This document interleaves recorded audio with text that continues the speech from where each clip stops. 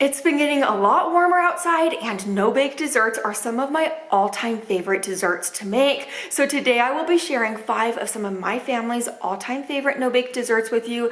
These no-bake desserts are easy to throw together, they're total crowd pleasers, and you're going to love them. So let's go get started now. To kick us off today, we are making this strawberry crunch cheesecake. It is so good.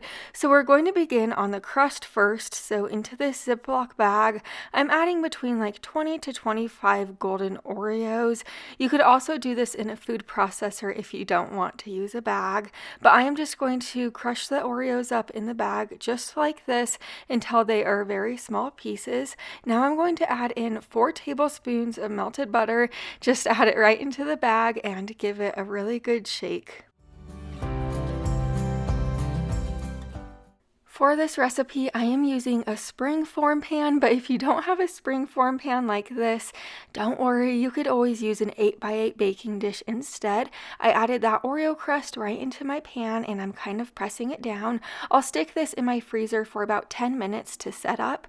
Now into this big bowl, I'm working on our cheesecake filling now. I added in 2 8-ounce blocks of softened cream cheese, followed by a tablespoon of vanilla extract, then 2 teaspoons of lemon juice, and then a cup and a half of powdered sugar. Give this a really good beat until it is smooth. Now go ahead and stir in 8 ounces of Cool Whip. Just give it a really good stir, and then once it looks similar to this, you are going to add half of it into a separate bowl. So we're going to have half in one bowl and then half in another bowl.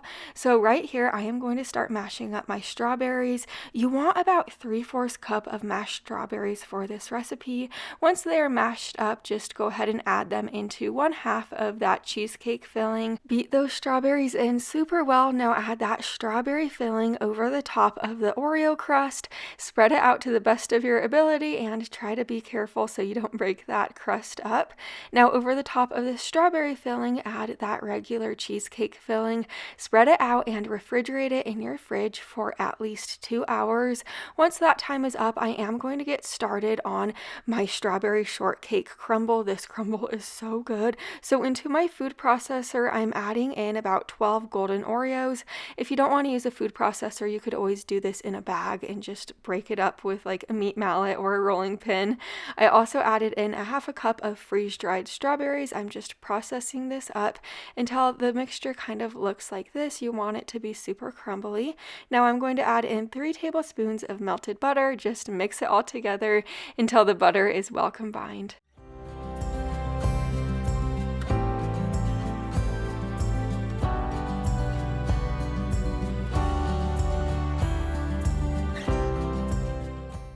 Once it's set up, just remove it from the fridge and sprinkle that strawberry shortcake crumble over the top.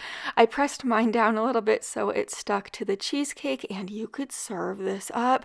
I don't know if you know about those like ice cream bars that are like those strawberry shortcake ice cream bars. I used to love those and I still do, but this kind of reminds me of them, but this is like 100 times better than those ice cream bars. This cheesecake is so good. That crumble on top is amazing. It is so refreshing. Now we're making this Eclair cake, so we're going to get started on the creamy filling first. In this big bowl, I'm adding in an 8-ounce container of Cool Whip. After you add that in, go ahead and add in 2 3.4-ounce boxes of vanilla instant pudding mix. I'm just using generic brand and it works just fine. After that, go ahead and add in 3 cups of milk. You are going to want to beat this together until it is smooth, just like this. Just beat it super well for a couple of minutes. Now I'm going to set this to the side. I pulled out a 9x13 baking dish, and I do have it lined with parchment paper just for easy cleanup. I'm adding a layer of regular graham crackers to the bottom of my baking dish, and then after that, add half of our creamy filling mixture just over the top.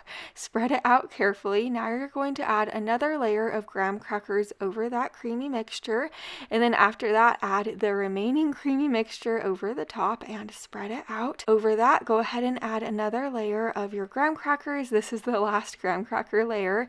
Refrigerate this in your fridge for at least 30 minutes. After the 30 minutes, you are just going to want to put 1 container of chocolate frosting in the microwave. Make sure you take that top aluminum off.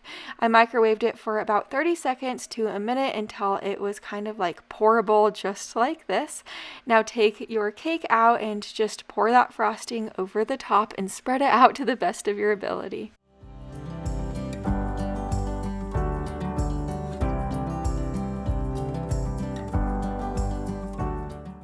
Let this sit in your fridge and chill for about 2 more hours until it is set up, and this Eclair cake really does resemble an Eclair. It is so good. That chocolate is so fudgy and delicious on top. It is so simple to throw together. It only has a few ingredients, but it really is bursting with flavor. Now we are making this Nutter Butter Fudge Icebox cake. So into this bowl, I'm adding in 1 cup of creamy peanut butter. Next, add in 8 ounces of softened cream cheese. I typically soften my cream cheese in the microwave just for about 20 seconds. I beat those 2 ingredients together. Now I'm adding in an 8-ounce container of Cool Whip. Just beat that Cool Whip in until all of the ingredients are well combined. I am going to set this to the side once it looks like this, and I pulled out my 9x13 baking dish. I do have mine lined with parchment paper just for easy cleanup in the end. I'm placing a layer of those Nutter Butters just on the bottom of my baking dish like that.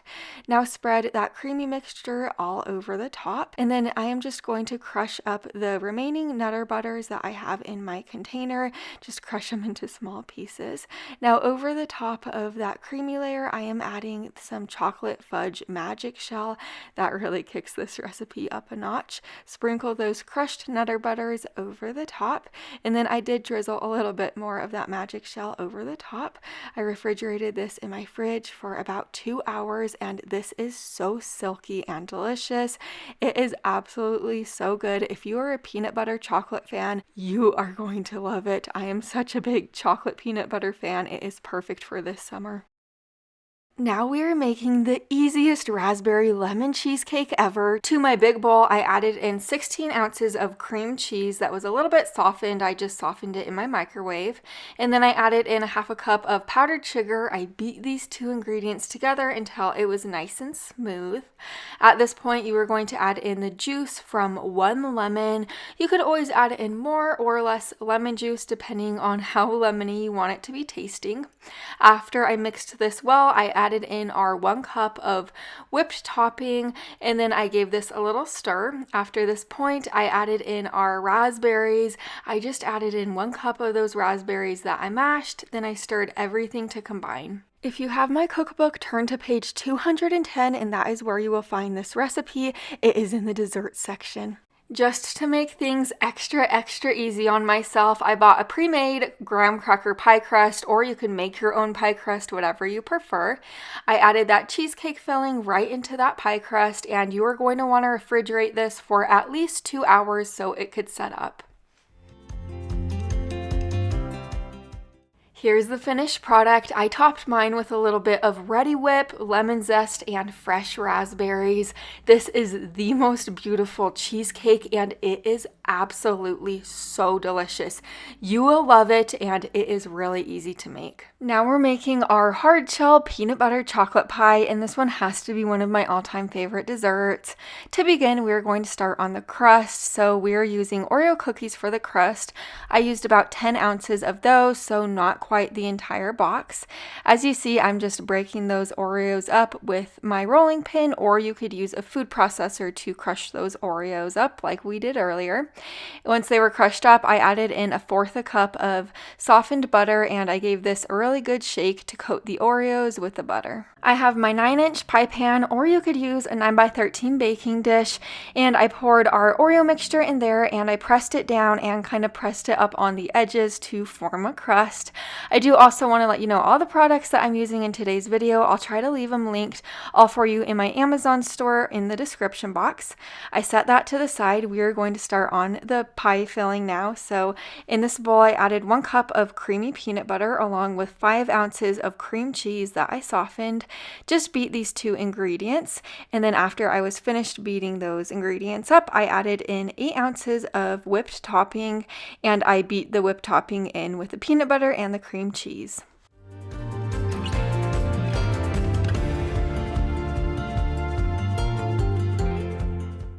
Like I said before, this is one of my favorite desserts of all time, and it is on page 202 in my cookbook. Just to let you know, if you don't have one yet, I have over 100 of my favorite recipes in this book. There's like side dishes, there's casseroles, sheet pan meals. I really do have it all in this cookbook. Now that our peanut butter filling looks like this, we are going to spread it out on the inside of our pie dish, just like this. And then I am going to set this in the refrigerator to chill while we work on the chocolate topping.